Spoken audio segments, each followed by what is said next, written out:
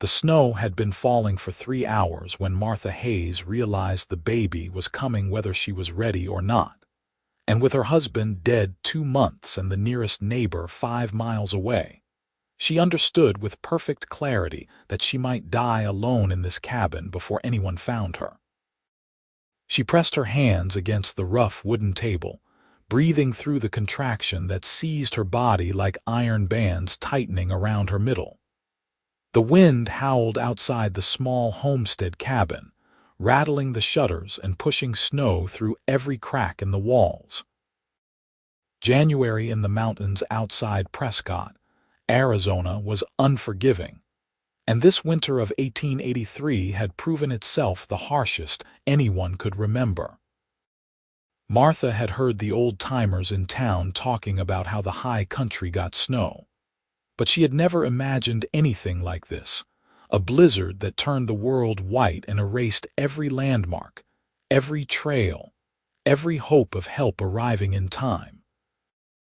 Her hands shook as she gathered the clean linens she had prepared weeks ago, when the reality of doing this alone had first occurred to her. Thomas had promised he would be here. Thomas had promised a lot of things before the horse threw him and broke his neck, leaving her a widow at 23 with a baby on the way and a homestead claim that would revert to the territory if she could not prove it up. She pushed the bitterness away. Anger would not help her now. Nothing would help her now except her own strength and whatever mercy God saw fit to grant. Another contraction took her, stronger this time, and she cried out to the empty cabin. The fire in the hearth was burning low. She would need to add wood soon, but the thought of moving, of doing anything except surviving the next wave of pain, seemed impossible. She had attended births before, helped her mother deliver her younger siblings back in Missouri, but being the one in labor was entirely different. The pain was enormous, consuming, and underneath it ran a thread of fear so profound it threatened to undo her completely. She made herself breathe, made herself think. The water she had boiled earlier was still warm on the stove. The knife was clean. She had string to tie the cord. She had blankets to wrap the baby. She had everything she needed except another person, except hands that were not her own, except a voice to tell her she would survive this. The wind screamed louder, and through the gaps in the shutters she could see nothing but white. The world had disappeared. She was alone in a void of snow and pain, and the baby was coming whether she was ready or not. Xavier Weston had been riding for the Hayes homestead since noon, and he was starting to wonder if he had lost his mind along with the trail. The snow was coming down so thick he could barely see his horse's ears, and the cold had worked its way through his heavy coat and wool shirt to settle in his bones. His face was numb despite the bandana he had pulled up over his nose and mouth. Ice crusted his eyebrows and the brim of his hat. Everything was white, endless and disorienting, and he was navigating purely on instinct and stubbornness now.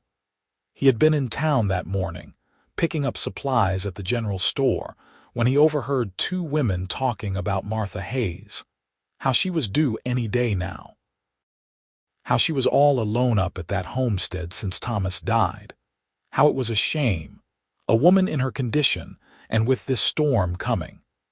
The women had clucked their tongues and shaken their heads, and then they had moved on to other gossip, but Xavier had not been able to move on. He had known Thomas Hayes, had worked cattle with him the previous spring. Thomas had been a good man, honest and hardworking, and he had talked about his wife with the kind of pride that made other men envious. Xavier had never met Martha, but he knew where the Hayes claim was, about 8 miles northeast of Prescott in the high country where the pines grew thick, and the land was better suited to timber than cattle. He knew it was a hard place to homestead, especially alone, especially in winter. He had loaded his supplies and headed back to his own small ranch, but the thought of that woman alone had gnawed at him. The sky had been gray and heavy with the promise of snow. The wind had already been picking up. And something in his gut, some instinct he had learned to trust during his 30 years of life on the frontier, told him that this storm was going to be bad, and that woman was going to need help. So he had turned his horse around and headed northeast, into the teeth of the coming blizzard, because it was the right thing to do, and because he could not live with himself if he did not at least try. Now, 3 hours later, he was half frozen and completely lost, and he was beginning to think his good intentions were going to get him killed. The horse was laboring through snow that reached past its knees, and Xavier knew they could not keep this up much longer. They would have to find shelter soon, or they would both freeze to death. He squinted through the driving snow, trying to spot any landmark, any sign that he was going the right direction. The world was a white blur. He could be riding in circles for all he knew. He could be heading away from the Hayes cabin instead of toward it. He could be making the stupidest mistake of his life. Then the horse stopped abruptly and tossed its head. Xavier leaned forward, trying to see what had spooked the animal, and there, barely visible through the snow, was the dark outline of a fence post. His heart jumped. A fence meant civilization. A fence meant someone had claimed this land. He urged the horse forward, following the fence line, praying it would lead him somewhere useful. The cabin materialized out of the storm like a mirage, small and solid with smoke coming from the chimney. Relief flooded through Xavier so intensely his hands shook. He had found it. Against all odds, through snow and wind and his own stupidity, he had found the Hayes homestead.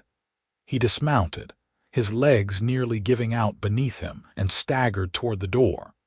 He could hear something from inside, a sound that cut through the wind and made his blood run cold. A woman screaming. He did not knock. He threw his weight against the door and it burst open, spilling him into the warmth of the cabin. He had a confused impression of firelight and shadows, and then he saw her. Martha Hayes was on the floor beside the table, her face contorted with pain, her hands braced against the planks. Her dress was soaked with sweat, and her dark hair had come loose from its pins to hang in tangles around her face. She looked up at him with eyes that were glazed with agony and shock, and for a moment neither of them moved. "Who are you?" she gasped. "Xavier Weston, madam. I heard in town you were alone and the storm was coming, and I thought you might need help." The words tumbled out in a rush. He kicked the door shut behind him, cutting off the howling wind. "Looks like I was right. The baby is coming." Her voice was thin, stretched tight with pain and fear. "I cannot stop it. Then we will not try to stop it." He stripped off his frozen gloves and coat, moving on instinct now. He had helped birth calves and foals, had even assisted once when a Navajo woman went into labor at a trading post where he had been staying. He was not a doctor, not even close, but he was here and he would do what he could. "When did the pains start?" "Hours ago." "They are close now, so close I can barely breathe between them." He crossed to the stove and found the pot of water still warm. Good. He washed his hands quickly, scrubbing them hard with the bar of soap beside the basin. His hands were shaking, whether from cold or nerves he could not say. "We need to get you somewhere more comfortable. Can you stand?" "I do not know. I do not think so."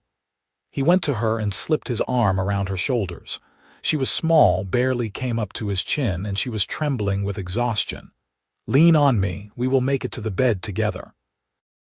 She grabbed onto him with surprising strength, her fingers digging into his arm as another contraction seized her. She cried out, a raw sound of pain, and he held her through it, murmuring words he hoped were soothing. When it passed, she sagged against him, breathing hard. "You came through the blizzard," she whispered. "You rode through that storm to help me. Could not leave you alone, would not be right." He got her to the narrow bed in the corner, helped her lie down on the layers of blankets she had prepared. She was breathing in quick, shallow gasps, her face pale except for 2 bright spots of color on her cheeks.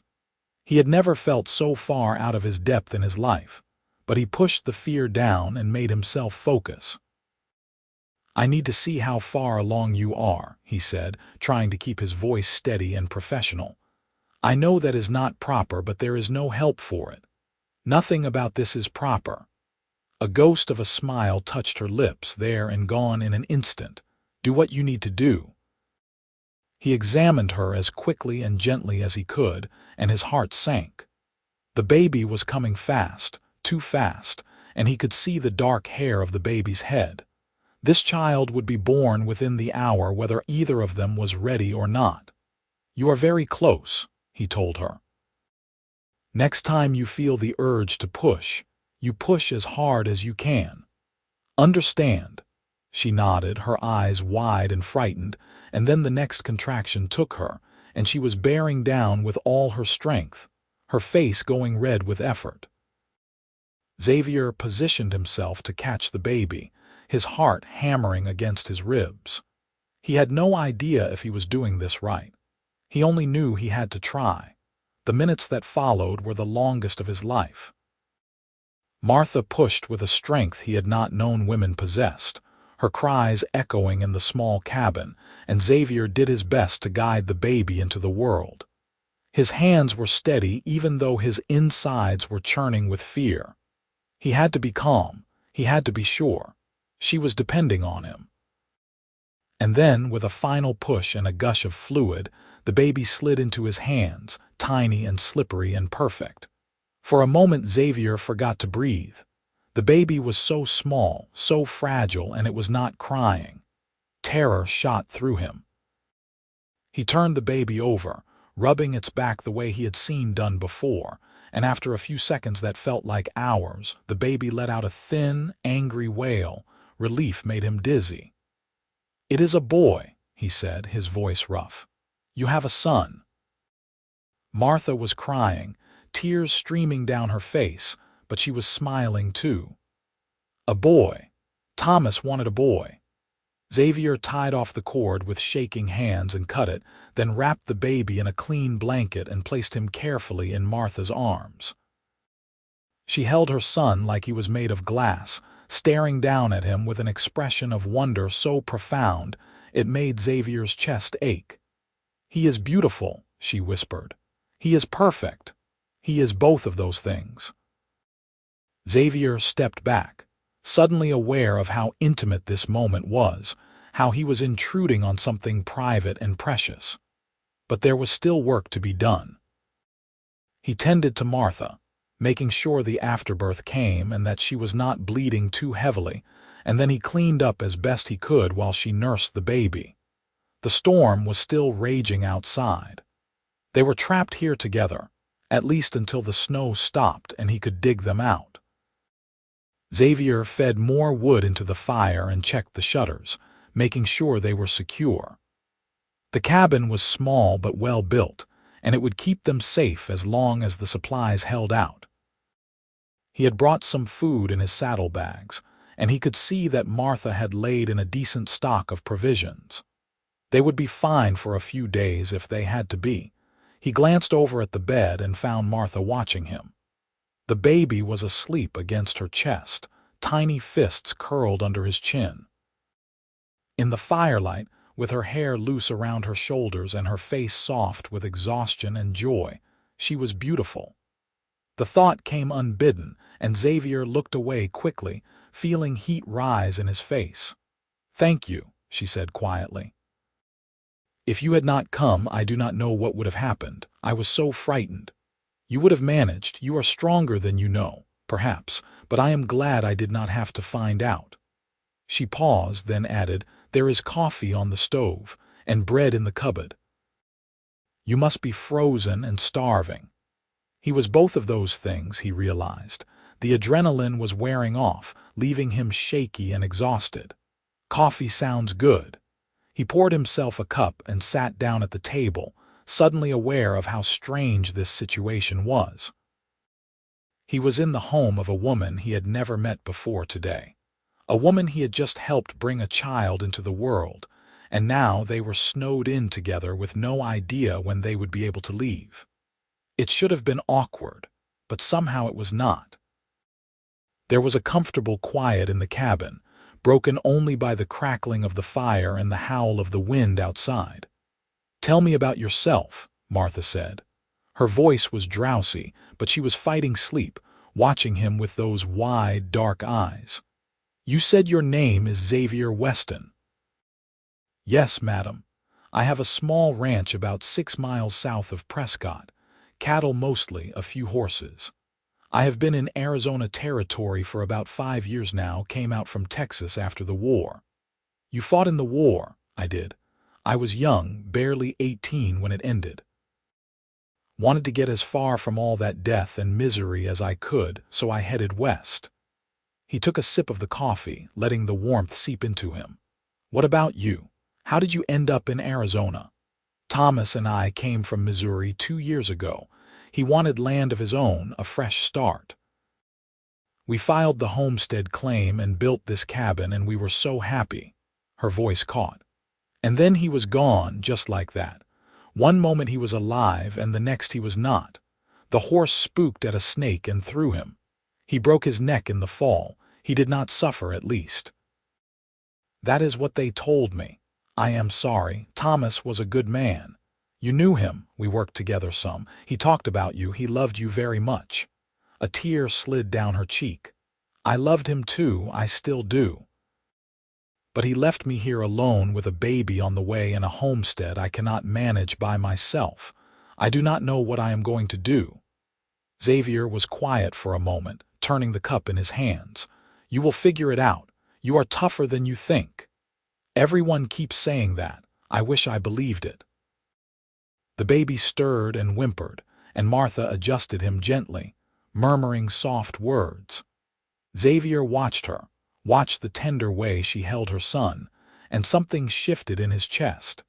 He had spent the last 5 years building his ranch and keeping to himself, focused on work and survival. He had not thought much about companionship or family. But sitting here in this warm cabin, watching Martha with her newborn son, he felt something he had not felt in a long time. A longing for something more than just existing. A desire for connection, for belonging. He shook the thought away. Now was not the time for such foolishness. The woman had just given birth and lost her husband. The last thing she needed was some stranger developing feelings for her. "You should rest," he said, standing up. "I will keep the fire going and make sure everything stays secure. Sleep while you can." "Where will you sleep?" "Floor is fine. I have slept in worse places."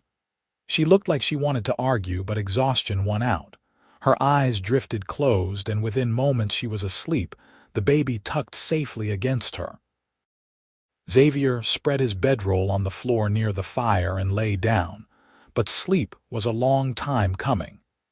He stared at the ceiling, listening to the storm and the soft breathing of the woman and child, and wondered what he had gotten himself into. The blizzard lasted 3 days.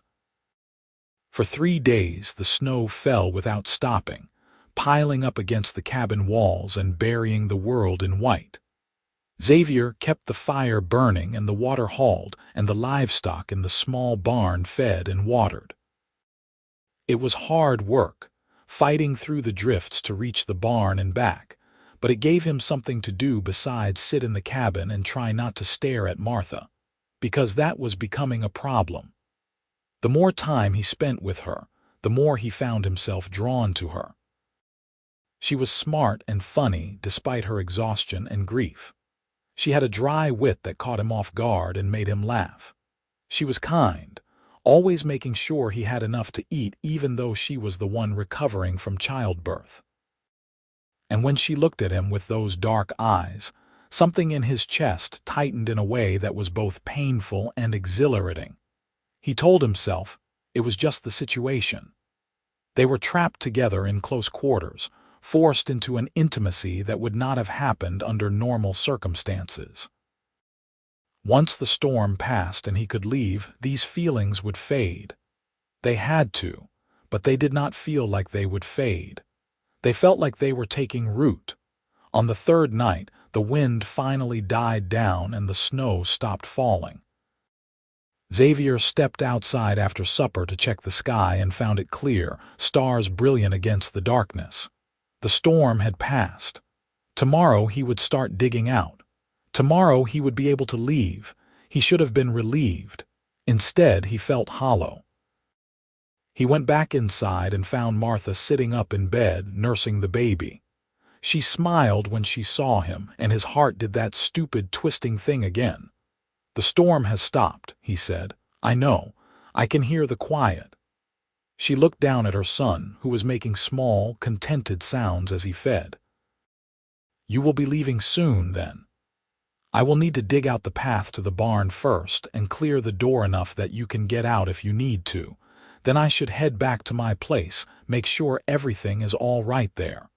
Of course, you have your own responsibilities. I have kept you here too long already. You have not kept me anywhere. I came of my own choice. Still, I know you need to go." She was quiet for a moment, and then she said, "I do not know how to thank you for what you have done. You saved our lives, mine and my son's. I will never forget that." "You do not need to thank me." "I do, though. You risked your life to come here. You could have died in that storm. Why did you do it? You did not even know me." Xavier leaned against the doorframe, searching for words. "I heard you were alone and the storm was coming, and I knew I could not live with myself if I did not at least try to help.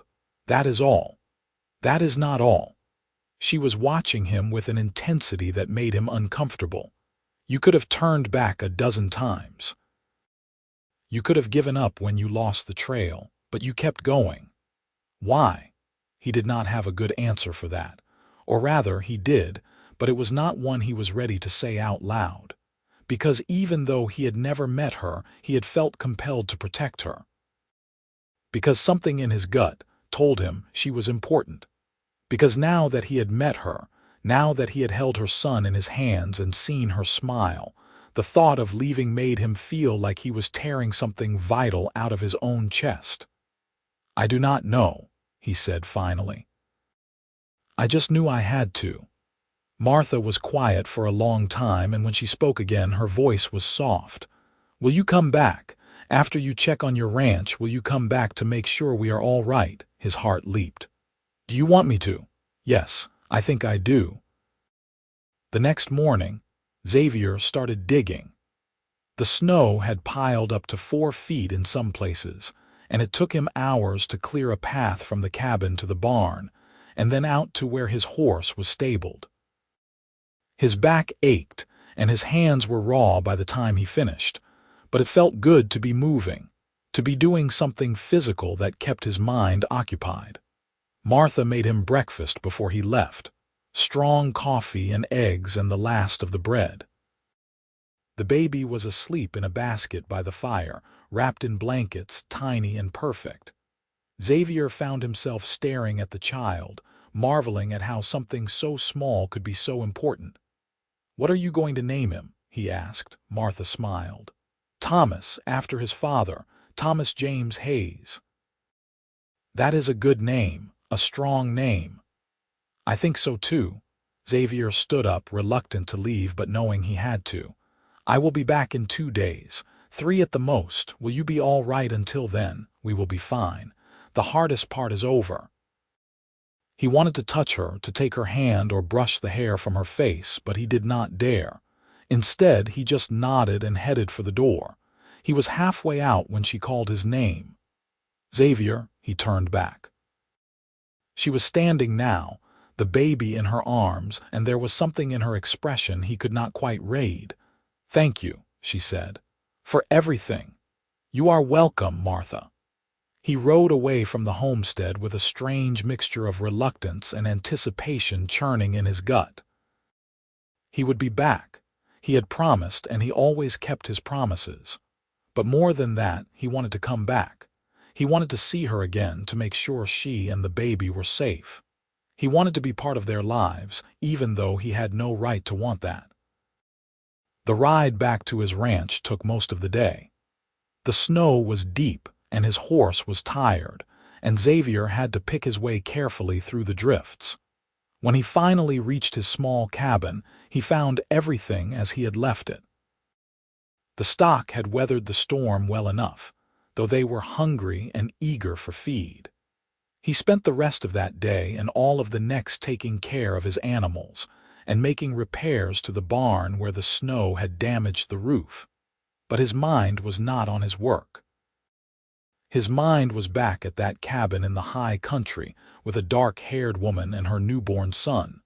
He kept thinking about the way Martha had smiled at him, the way she had looked when she held her baby, the way she had asked him to come back. On the morning of the third day, he saddled his horse and headed northeast. He told himself he was just checking on her, making sure she had everything she needed, but he knew it was more than that. He knew he was riding towards something that could change his life if he had the courage to reach for it. The Hayes homestead looked different in the sunlight. The snow sparkled like diamonds, and smoke rose in a lazy curl from the chimney. Xavier's heart was pounding as he approached the cabin, and he had to take a deep breath to steady himself before he knocked on the door. Martha opened it, and the smile that lit her face when she saw him made everything worthwhile. "You came back. I said I would. Come in, come in. You must be frozen." The cabin was warm and smelled like baking bread. The baby was awake, making small noises from his basket. Xavier took off his coat and hat, suddenly awkward, unsure what to do with his hands. "How have you been?" he asked. "Better. Stronger. It gets a little easier every day." She poured him coffee and set a slice of fresh bread on the table. "How is your ranch?" "Fine. The animals made it through the storm without trouble." They talked about inconsequential things, the weather and the livestock and the upcoming spring, but underneath, the small talk was a current of something deeper, something neither of them seemed ready to name. Xavier stayed through lunch and then through supper, and when the sun started to set he realized he had been there all day and he did not want to leave. "It is getting late," Martha said, though she did not sound like she wanted him to go either. "The trail back to your place is probably treacherous in the dark. I should go, or you could stay, just for tonight. The floor is no worse than it was during the storm." He should have said no. He should have ridden home and put some distance between himself and this dangerous, wonderful feeling that was growing in his chest. But instead, he heard himself say, "If you are sure you do not mind." "I do not mind at all." That night set a pattern that repeated itself over the next few weeks. Xavier would ride to the Hayes homestead every few days, ostensibly to check on Martha and the baby, but really because he could not stay away. He would bring supplies from town, wood for the fire, meat from hunting. He would make repairs to the cabin and the barn, fixing things that Thomas had never gotten around to finishing. He would hold the baby while Martha cooked or cleaned, marveling at how something so tiny could fit so perfectly in his rough hands.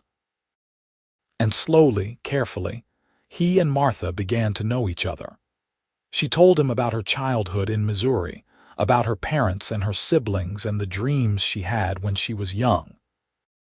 He told her about Texas, about the war and the things he had seen, about the decision to leave everything behind and start over in Arizona. They talked about books and horses and the best way to make biscuits.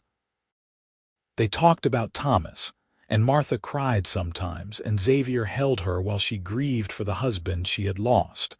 But there were moments of laughter too. Moments when Martha would say something sharp and funny that caught him off guard.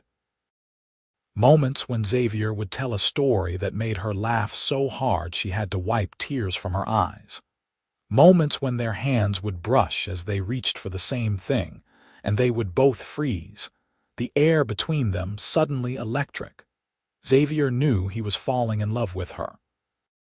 He had probably been falling since the moment he burst through that door and saw her on the floor, fierce and frightened and so very brave. But knowing it and acting on it were two different things. Martha was a widow, still grieving her husband. She had a newborn son and a homestead to manage. She did not need some cowboy complicating her life with feelings she might not return. So he kept his mouth shut and his distance, and he tried to be content with friendship. But then spring came, the snow melting away to reveal green grass and wildflowers, and everything changed. Xavier had ridden over to help Martha plant a garden. The baby, now 3 months old and growing fast, was asleep in his basket in the shade of the cabin. Martha was on her knees in the dirt, her hands busy with seeds and soil, her face flushed from the sun and the work. She looked happy, Xavier thought, happier than he had seen her in weeks. "This is good land," he said, kneeling beside her. "You will have a fine crop if the rains come." "I hope so. I need this garden to survive. The money Thomas saved is running out." "Have you thought about selling the homestead? Moving back east?" She looked up at him, surprised. "No, why would I do that? It is hard here, Martha. Hard for a woman alone with a child. You could go back to Missouri, be with your family. This is my home now. Thomas and I built this together. I am not giving it up just because things are difficult." Her jaw was set, her eyes fierce. "I am going to prove up this claim and make this homestead work, even if I have to do it myself." "You do not have to do it yourself." The words hung in the air between them. Martha went very still, her hands frozen in the dirt, and Xavier realized what he had said, what he had implied. His heart was hammering so hard he thought it might burst from his chest. "What are you saying?" Martha's voice was barely a whisper. "I am saying I want to help you. Not just for a few weeks or months, but permanently. I am saying I think about you all the time. I am saying that I have fallen in love with you, and I know it is too soon, and I have no right to feel this way, but I cannot help it. You are the first thing I think of when I wake up and the last thing I think of before I sleep, and I do not want to live without you." Martha was staring at him, her eyes wide and shocked. For a terrible moment, Xavier thought he had made a horrible mistake, that he had ruined everything with his stupid, impulsive confession. But then she started to cry, tears streaming down her face, and she threw herself at him so hard they both nearly toppled over. "I love you too," she said, her words muffled against his chest. "I have loved you for weeks, but I was too frightened to say it. I felt guilty, like I was betraying Thomas by caring for someone else so soon after his death. But I cannot help how I feel. You saved my life. You saved my son's life. You have been there for us when no one else was. How could I not love you?" Xavier held her tight, his face buried in her hair, and felt something inside him unlock. "I will take care of you. I will take care of Thomas. I will help you with the homestead, and I will never let you face anything alone again. I promise you that." She pulled back just enough to look up at him, her face streaked with tears and dirt and radiant with joy. "Are you asking me to marry you, Xavier Weston?" "I am, if you will have me." "Yes. 1,000 times yes." He kissed her then, a soft, sweet kiss that tasted of salt and sunshine and new beginnings. The baby started to cry from his basket, and they broke apart, laughing, and went to tend to him together. They were married a month later in Prescott, in the small church at the center of town. Martha wore a dress of pale blue that brought out the color of her eyes, and Xavier wore his best suit, brushed and cleaned until it was almost respectable. The baby, dressed in a christening gown that had belonged to Martha's mother, slept through the entire ceremony in the arms of the woman who ran the boarding house. It was a small wedding, just a handful of people who had known Thomas and wanted to see Martha happy again. There were some who disapproved, who thought she was remarrying too quickly, but Martha did not care what they thought. She had found love again in the most unexpected way, and she was not going to let small-minded gossip steal her joy. After the wedding, they rode back to the homestead together, the baby strapped securely against Martha's chest. Xavier had already moved his belongings from his ranch, which he had sold to a rancher from Colorado. The money from the sale would give them a cushion, a chance to invest in better stock and equipment for the homestead. They would make it work together. That first night as husband and wife, they lay together in the narrow bed, the baby asleep in his basket beside them. Xavier held Martha close, marveling at the turn his life had taken. 6 months ago he had been alone, content but not truly happy. Now he had a wife and a son, a family he had never expected to have. "Are you happy?" Martha whispered in the darkness. "More than I ever thought possible." "You?" "Yes. I feel guilty sometimes, being this happy when Thomas is gone, but I think he would want this for me. He would want me to live and love and raise our son with someone who cares for us. I will spend the rest of my life making sure you never regret choosing me." She turned in his arms, her face barely visible in the dim light.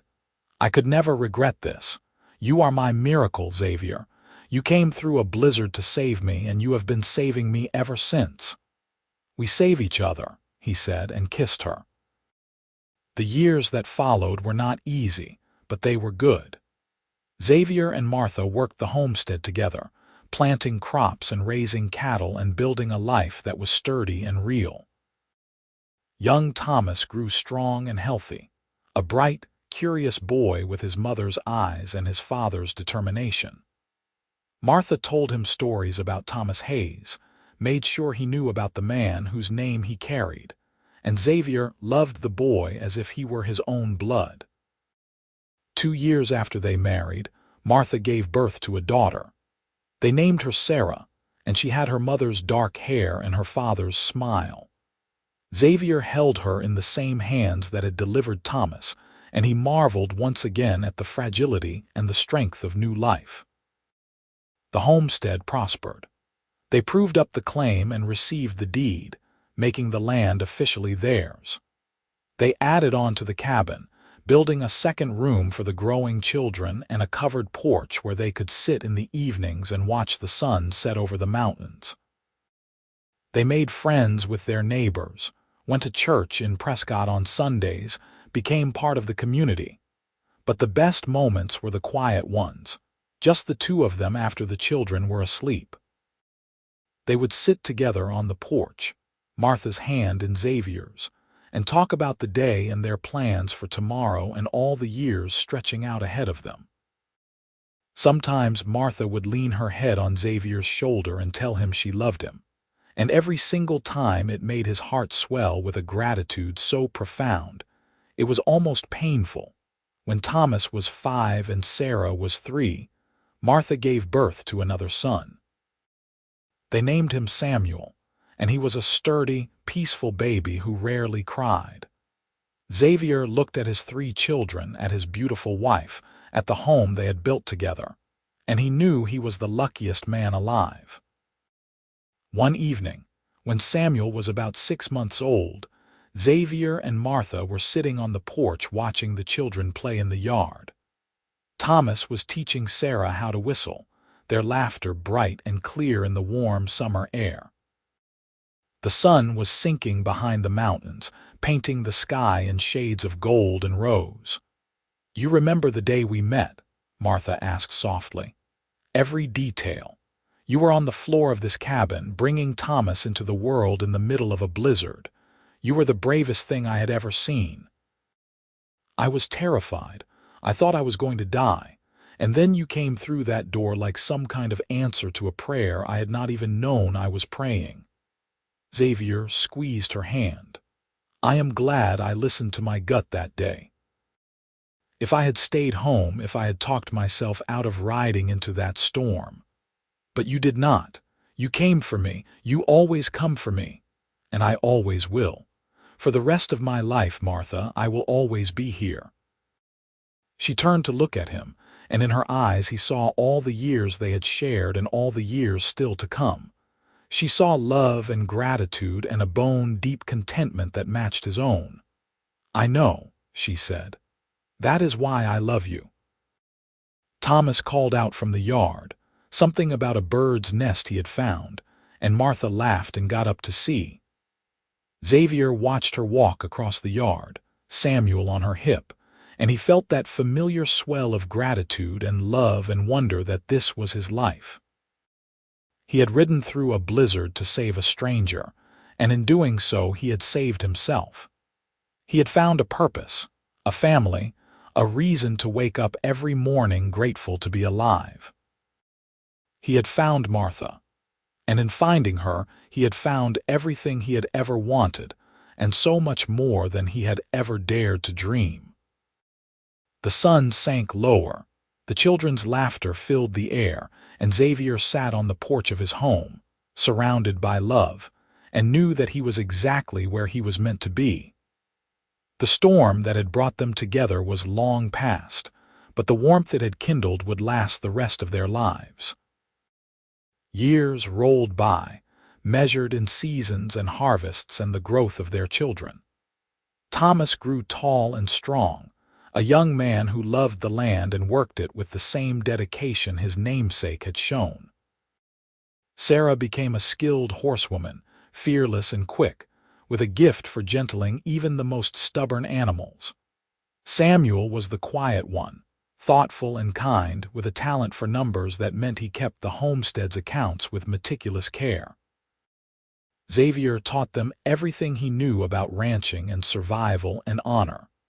Martha taught them about compassion and education and faith. Together, they raised children who were strong and kind, who knew the value of hard work and the importance of love. When Thomas was 16, he asked Xavier about the day he was born. They were mending fences together, the work hard and sweaty under the Arizona sun. Xavier had known this conversation was coming eventually. The boy had asked questions before, bits and pieces, but now he wanted the whole story. So Xavier told him. He told him about hearing in town that Martha was alone, about riding into the blizzard because it was the right thing to do, about finding the cabin and delivering a baby boy with hands that shook with fear and determination, about falling in love with a woman who was brave enough to survive anything. Thomas was quiet for a long time after Xavier finished. Then he said, "You saved my life that day. Your mother saved both of you. I just helped. You are my father, not in name maybe, but in every way that matters." "You know that, right?" Xavier's throat tightened. "I know. And you are my son. Always have been, from the moment I held you in my hands." They finished the fence together, working in comfortable silence, and Xavier knew that whatever storms life brought in the future, they would face them together as a family. Martha's hair started to show threads of gray when she was in her late 30s, and Xavier thought she had never been more beautiful. The years had given her a confidence and a grace that took his breath away. She was the heart of their home, the center around which all of them orbited, and Xavier fell in love with her more deeply with every passing year. They had their struggles, of course. There were droughts that withered the crops and winters that killed livestock. There were illnesses and injuries and moments of fear when they did not know if they would make it through. But they always did, because they had each other, and that was enough. On their 20th wedding anniversary, Xavier took Martha up into the high country where the wildflowers bloomed in riotous profusion. They had left the children, now mostly grown, to manage the homestead for a few days. It was the first time they had been truly alone together in years, and it felt like a gift. They camped beside a stream, the water crystal clear and cold, and cooked their supper over an open fire.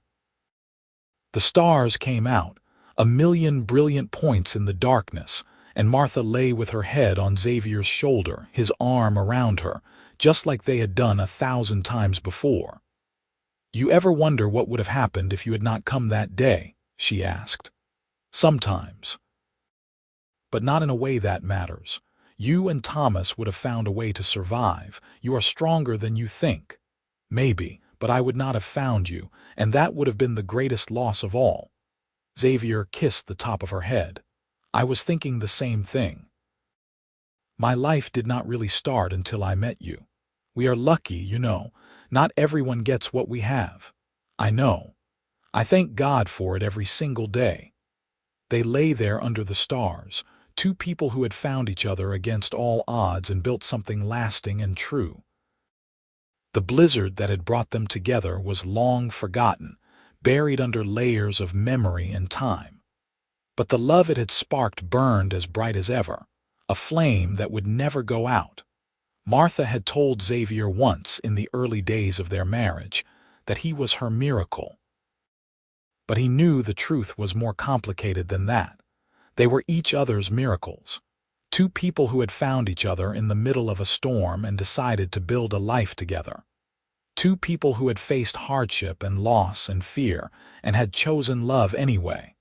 That was the real story. Not the blizzard or the dramatic rescue, but the thousands of small moments that came after. The mornings waking up beside each other. The evenings sitting on the porch. The laughter and the tears and the everyday mundane magic of sharing a life with someone you loved more than anything. They stayed in the high country for 3 days, and when they rode back to the homestead, they found everything running smoothly. Thomas had managed the work with quiet competence.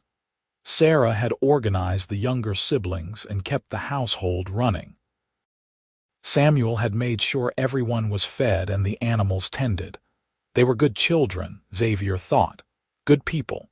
He and Martha had done well. The years continued to pass as years do. The children grew up and started lives of their own.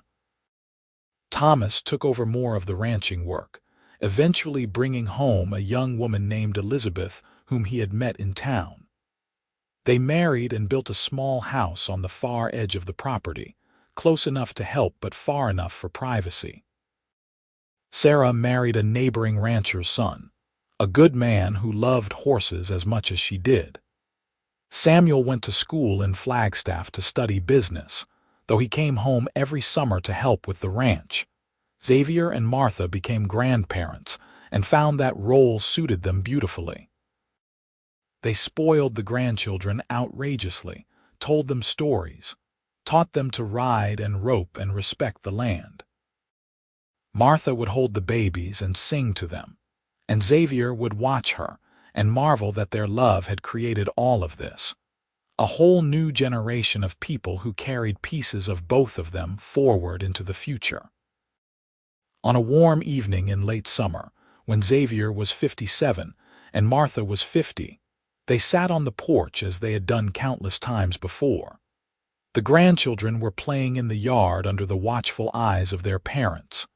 The sun was setting behind the mountains in a blaze of color. Everything was peaceful and perfect and exactly as it should be. "You remember what you told me the night we met?" Martha asked. After the baby was born and the storm was still raging, Xavier thought back, trying to recall exact words through the haze of decades. "I am not sure." "What did I say?" "You told me I was stronger than I knew, that I would have managed even if you had not come." "I meant it." "I know you did. But the thing is, I do not think it was true.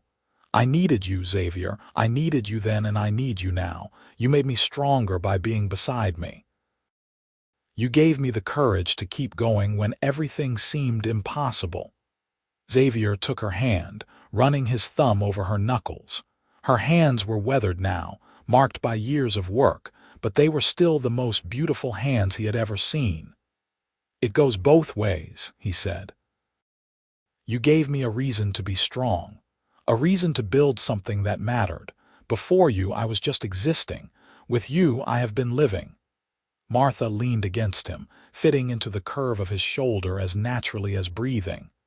"We have had a good life, have we not? The best life. Better than I ever dreamed possible."